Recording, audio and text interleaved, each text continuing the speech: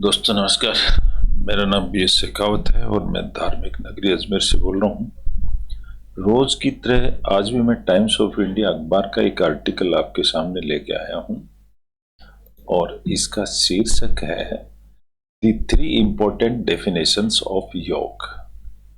योग की 3 डेफिनेशंस बताई हैं, उनके बारे में हम चर्चा करें हैं। इस लेख को लिखने वाले हैं मिस्टर KVS राव।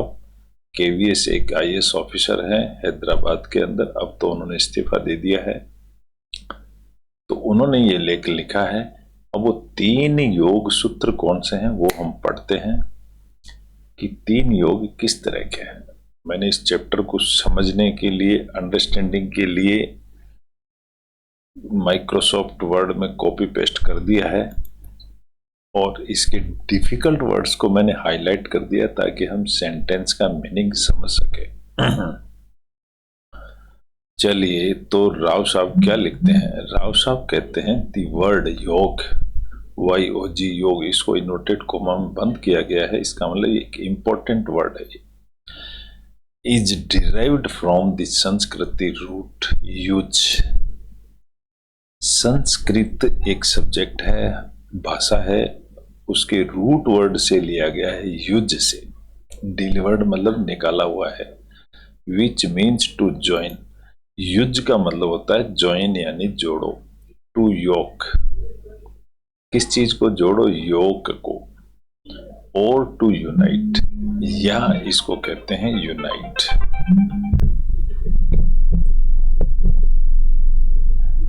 जोड़ो, योग का मतलब यूनाइट होता है, इकट्ठा मिलाना। There are 2 different ways to understand yoga. 2 तरीके हैं। वन वे, एक तरीका है हैंड, हाथ। It is seen as the union of the individual soul with the universal soul. Individual मतलब अकेली आत्मा को यूनिवर्सल ब्रह्मांड के आत्मा से जोड़ देना। ऑन वन हैंड मतलब एक तरीका ये बताया गया है। It is seen in the union यानी मिश्रण, mix of the individual soul with the universal soul. दूसरा क्या है? हियर, अच्छा दूसरा बताया नहीं है यहाँ पर। Here it is cut off from the material world. यहाँ सांसारिक जीवन के अंदर जो उपलब्धियां होती हैं उनसे कट ऑफ, दूर रहने की बात है। And irrelevant to our daily lives, और जो हमारी रोज की जिंदगी है उससे इररिलेवेंट। रिलेवेंट का मतलब होता है साथ में जुड़ा हुआ, इररिलेवेंट यानी अलग हटके। On the other hand, one hand ऊपर बताया, दूसरा हैंड यहाँ है। It is interpreted. इंटरप्रेटेड का मतलब होता है एक दूसरे की भाषा को इंटरप्रेट, समझना, एक्सचेंज करना। एज प्योरली फिजिकल, दूसरा फिजिकल है। दी हठ योग, उसको कहते हैं हठ योग। This only gives us a narrow glimpse of actual योग। ये जो दूसरा हठ योग है ना, ये ग्लिम्स का मतलब होता है झलक। ये हमको एक झलक दिखाता है उस योग की, फिजिकल योग की। तो 2 योग बताए, एक आत्मा का योग और एक फिजिकल योग। अब इनको थोड़ा सा आगे बढ़ते हैं। कंप्रहेंडिंग, देखिए कंप्रहेंड का मतलब होता है, देखो कंप्रहेंसिव का मतलब होता है समझना, विस्तृत रूप से समझना। और कंप्रहेंड का मतलब एक वर्ब बन गया है, कंप्रहेंडिंग योग। मतलब योग को समझते हुए, ये ING फॉर्म बन गई उसकी, समझते हुए। ये इसको बोलते हैं प्रेजेंट पार्टिसिपल कहते हैं। कंप्रहेंडिंग ING बन गया तो। इन दिस वे, इस तरीके से, makes us miss the essence of the purpose and goal of योग। इस तरीके से समझते हुए मेक्स अस, हमको बना देता है, मिस यानी अलग, दूर हटा देता है, the essence of the purpose of goal of योग। योग से हम दूर हट जाते हैं। एंड इट्स फिलोसॉफी, और योग की फिलोसॉफी से हम दूर हट जाते हैं। Here are three definitions of yoga derived from our scriptures. Scriptures का मतलब होता है हमारी बुक्स, होली बुक्स, पुरानी जो किताबें होती हैं उनको होली बुक्स कहते हैं, स्क्रिप्चर्स, जैसे रामायण महाभारत वगैरह। टू हेल्प अस अंडरस्टैंड, हमको समझने के लिए, इट्स रियल मीनिंग, इसको जानने के लिए। फर्स्ट इज, पहला क्या है, 3 सूत्र में से पहला है पतंजलिज योग सूत्र, उसका पतंजलि योग सूत्र कहते हैं। उसके अंदर क्या है, योग चित्तवृत्ति निरोध, इसका नाम योग चित्तवृत्ति निरोध भी है, जो 1.2 में दिखाया गया है पतंजलि योग में। The skill of yoga is demonstrated, skill का मतलब इसकी जो कला है वो दिखाई गई है, डेमोन्स्ट्रेट मतलब करके दिखाया गया है, बाय द कॉन्शियस, कॉन्शियस यानी आत्मा, non operations of the vibrational modes of the metro emotional energy. यहां मैं रुकता हूं। इस योग में द स्किल ऑफ योग is demonstrate by the conscious, conscious का मतलब आत्मा, नॉन ऑपरेशनल, उसके अंदर कोई ऑपरेशन नहीं होता है, of the vibrational mode, vibration मतलब आत्मा के अंदर सिर्फ स्पंदन होता है, vibration of the mento emotional energy, और ये जो एनर्जी होती है, मेंटो का मतलब दिमागी, मेंटल एनर्जी, ये एक योग बताया गया है। इन सिंपल टर्म्स, सिंपल तरीके से, it is the ability to control our thought process, ये दिमाग से होता है और थॉट, विचारों से कंट्रोल किया जाता है। योग रिकॉग्नाइजेज, रिकॉग्नाइज का मतलब वही समझ ही होता है, that the mind is central to our life, ऐसा समझा जाता है योग के अंदर कि जो मेन चीज है वो हमारा माइंड है, माइंड है, बिहेवियर है एंड एक्शन है, 3 चीजें, mind, behaviour and actions. Mind decides, mind decide करता है the root of our life, हमारी जिंदगी का रूट, रास्ता दिमाग डिसाइड करता है। Either we control the mind, either का मतलब चाहे तो हम अपने माइंड को कंट्रोल कर लें, और we get controlled by it, या हम दिमाग से कंट्रोल हो जाएं, इन दोनों का मतलब यही है। तो यहां दिमाग को इंपॉर्टेंट बताया गया। In our practical life the mind is, mind जो है नाइदर काम, ना तो शांत रहता है, नोर पीसफुल। काम और पीसफुल दोनों का मीनिंग एक ही है वैसे तो, दिमाग शांत नहीं रहता, इसमें कुछ ना कुछ उलझन चलती रहती है। इफ इट इज रेन्ड, देखो REIN, रेन का मतलब होता है लगाम, लगाम खींच के रखना, और RAIN रेन यानी बरसात होता है, तो यह एक रेन्ड वर्ब बन गया है। इफ इट इज रेन्ड, अगर इसको कस करके रखा जाए, in the purpose of yoga, in largely achieved, is largely achieved, तो वो एक हमारा अच्छा अचीवमेंट होगा। तो यहां पर माइंड की बात बता दी गई है। The Bhagavad Gita has the second and third definitions, 2 second और तीसरी डेफिनेशन भागवत गीता में है। Krishna while trying to remind Arjun to his duty, while का मतलब उस समय जब वो अर्जुन को अपनी उसकी ड्यूटी समझा रहे थे, सेज क्या कहा है उन्होंने, yoga कर्मासु कुशालम,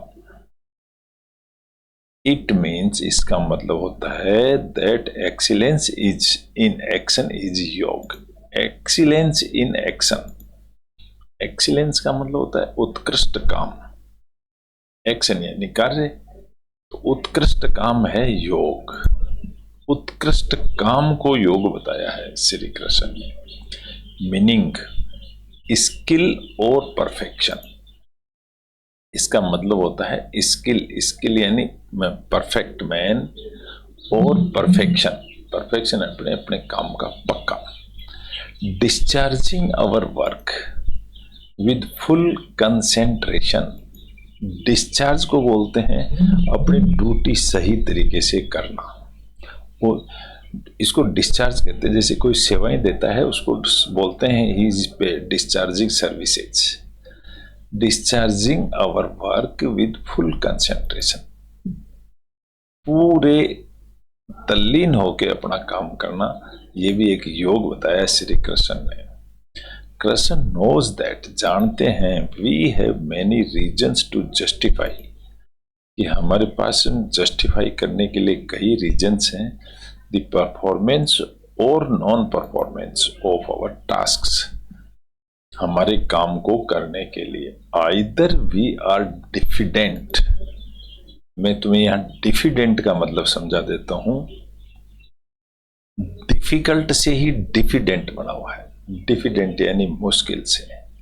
either we are diffident and confused. Diffident का मतलब होता है संकोची, डाउटफुल, मुश्किल चीज होती है उसको डिफिडेंट, संकोच वाली। एंड कंफ्यूज्ड, हम कंफ्यूज भी रहते हैं और कॉन्फिडेंट भी रहते हैं। विच, जिसकी वजह से, which affects our focus on such tasks, इस वजह से हमारा जो दिया हुआ काम होता है वो अफेक्ट हो जाता है, उसके ऊपर असर होता है। ऑफन, प्राय देखा गया है, we ignore our mandatory duties. Mandatory का मतलब जरूरी, हम अक्सर इग्नोर यानी छोड़ देते हैं या भूल जाते हैं हमारी मैंडेटरी ड्यूटीज को, due to our emotional makeup और मूड्स। हमारी भावनाओं की वजह से हम उनको ड्यूटीज को भूल जाते हैं। कीपिंग ए साइड का मतलब एक साइड में रखते हुए हमारे इमोशंस को, फीलिंग एंड परफेक्शंस, हमारे इमोशन को, फीलिंग और परफेक्शन को एक साइड में अगर रखें, if we can perform our task perfectly, अगर हम अपना टास्क परफेक्ट तरीके से पूरा करें, and to do the best of our abilities, जो हमारी अच्छी योग्यता से अगर हम किसी काम को पूरा करें, then it is nothing short of yoga, तो ये किसी योग से कम नहीं है। ये श्री कृष्ण ने अर्जुन को कहा था। तो दूसरा योग ये हो गया कि हम अपनी ड्यूटी को परफेक्ट निभाएं। तीसरा, द थर्ड डेफिनेशन इज समत्वम योगा उच्यते।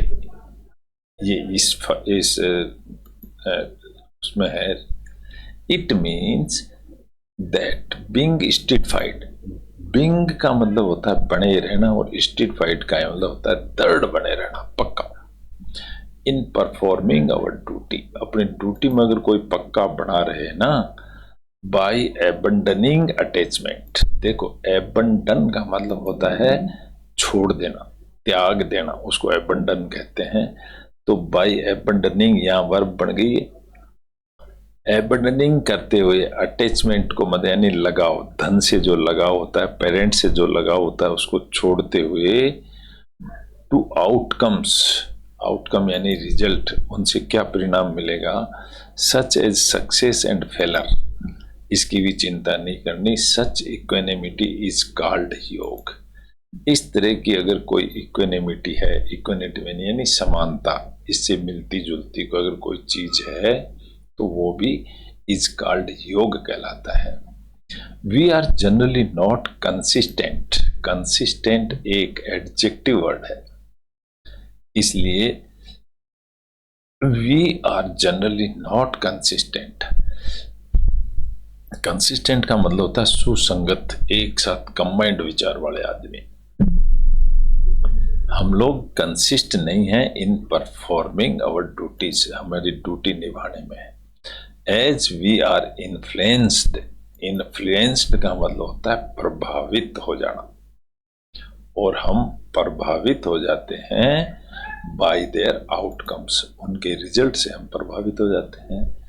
इफ वी फेल, अगर हम फेल हो जाते हैं, वी एबंडन आवर ड्यूटी, तो हमारी ड्यूटी छूट जाती है, और परफॉर्म रिलेक्टेंटली, और हम ड्यूटी को परफॉर्म करते हैं, निभाते हैं रिलक्टेंटली। रिलक्टेंट का अगर मतलब समझे तो होता है कामचोर, जिसको काम करने की इच्छा नहीं फिर भी कुर्सी पर बैठा रहता है, उस तरह के आदमी को रिलक्टेंट बोला जाता है। और इवन व्हेन वी सक्सीड, या और का मतलब या, इवन यानी भी, अगर हम सक्सेस हो जाते हैं किसी काम में तो हम क्या करते हैं, वी रिजॉइस। रिजॉइस का मतलब खुशी मनाना, खुशी मनाते हैं सो मच, इतनी खुशी मनाते हैं that we delay performing the next task, कि हम अगला काम करना ही भूल जाते हैं, जैसा कि अभी क्रिकेट में हुआ है। सो अवर लीनिंग, यहां पर लीन का मतलब होता है दुबला पतला आदमी, लेकिन लीनिंग का मतलब हो गया झुकाव। सो अवर लीनिंग टुवर्ड्स डुअलिटीज। डुअलिटीज का मतलब होता है दोगलापन, डुअल डबल। तो इस तरह से हमारा जो झुकाव है डुअलिटी की तरफ ऑफ लाइफ, ये क्या कर देता है, सक्सेस एंड फेलर करता है, गेन एंड लॉस करता है, प्लीजर एंड पेन करता है, प्रेज एंड इंसल्ट करता है। यानी प्रेज का मतलब प्रशंसा करना और इंसल्ट यानी बेइज्जती करना। डिटरमाइन आवर, आगे फिर बताया है, determine our decision to act. Determine यानी दृढ़ बना करके रखता है हमारे डिसीजंस को, टू एक्ट करने के लिए, और नॉट टू एक्ट, क्या करें क्या नहीं करें उसके लिए ऊपर हम दृढ़ हो जाते हैं। Consistency is performing our duties. Consistency का मतलब होता है सुसंगत, अच्छी जो संगत होती है in performing our duties, duty करते हुए, इज पॉसिबल ओनली, वो तभी संभव है, when we go beyond these dualities, जब हम इन ऊपर वाली चीजों से बाहर निकलेंगे तब ही संभव है। कंसिस्टेंसी यानी सुसंगत तभी संभव है। नॉट एबंडनिंग, एबंडनिंग यानी छोड़ना, एक्शन, काम को छोड़ने में मजा नहीं आएगा, बट एक्सेप्टिंग ऑल सिचुएशंस, लेकिन ऑल सिचुएशंस को स्वीकार करो with A stable mind. Stable का मतलब स्थिर माइंड से, तब हमें इन चीजों का आनंद आता है। वी आर एग्जामिन, एग्जामिन देखो यहां ये पेशिव बन गया है कि if we examine, sorry, if we examine, अगर हमारा एग्जाम होवे दीज थ्री डेफिनेशंस टुगेदर, तो इन तीन डेफिनेशंस का एक साथ अगर एग्जाम लिया जावे तो वी फाइंड दैट, हम पाएंगे yoga is performing our tasks skilfully. तो योग, योग इज परफॉर्मिंग, योग क्या करता है, परफॉर्म करता है आवर टास्क स्किलफुली। कर्म योग, कर्म योग विद ए कंसेंट्रेटेड माइंड। कर्म का मतलब होता है काम, वर्क करना। दिस योग विद ए कंसेंट्रेटेड माइंड का मतलब माइंड को एक जगह फोकस करते हुए वो कर्म योग कहलाता है। ध्यान yoga, and not be attached to the outcomes, ध्यान योग उसको कहते हैं जब हमें रिजल्ट्स की परवाह नहीं रहे हमारे को, हम काम करें। और जनन योग, जनन योग का मतलब होता है,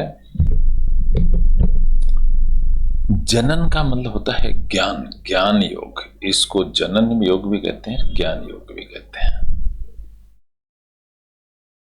if we can achieve this, अगर हम ये प्राप्त करते हैं, then we are surely moving in the right direction, अगर हम ये प्राप्त करते हैं तो राइट डायरेक्शन में जा रहे हैं। That is to succeed, that is to succeed, succeed एक वर्ब है, in unit, uniting our individual soul. Unit का मतलब होता है यूनाइटिंग, मिलाते हुए our individual soul with the universal soul. तो इस तरह का अगर हम काम करेंगे तो उसको बोलते हैं इंडिविजुअल सोल को ब्रह्मांड सोल में मिलाते हुए और वही सबसे अच्छा योग है, ऐसा लेखक KVS राव साहब का कहना है। तो ये आज हमने पढ़ा कि योग अपनी ड्यूटी परफॉर्मिंग करना भी एक बहुत अच्छा योग है, ऐसा आज अपन ने पढ़ा है। 3 योग बताए गए हैं। आशा करता हूँ आपको बहुत अच्छा लगा होगा। अच्छा लगा है तो इसके लाइक करें, शेयर करें, सब्सक्राइब करें। कल फिर मिलेंगे एक नए टॉपिक के साथ में। इस तरह से अगर हम 10 मिनट रोज इंग्लिश टू हिंदी का अखबार पढ़ लिया करें तो ना केवल हमारी इंग्लिश इंप्रूव होगी, बल्कि हमारा इंडिविजुअल ज्ञान नॉलेज भी बढ़ेगा और हम लोग एक राइट पथ की तरफ चलेंगे। Thank you very much.